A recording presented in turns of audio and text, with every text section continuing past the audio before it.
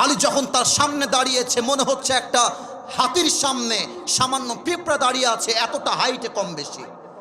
এবার আমরা রাজশাহীর ভাষায় মাঝে মাঝে বলি না, এই তুমি কে গো, তার বাড়ি কোথায়, কি ভাইয়া নতুন নাকি, বলো বলো বলো বলো বলো বলো। তা আলী যখন আমর বিন মারহাবের সামনে আসছে, আমর বিন মারহাব বলছে, মান্নাং তাই হল গোলাম, এই তুমি কে গো, তোমার বাড়ি কোথায়, এই বাবু তুমি নতুন নাকি গো, কে তুমি কে।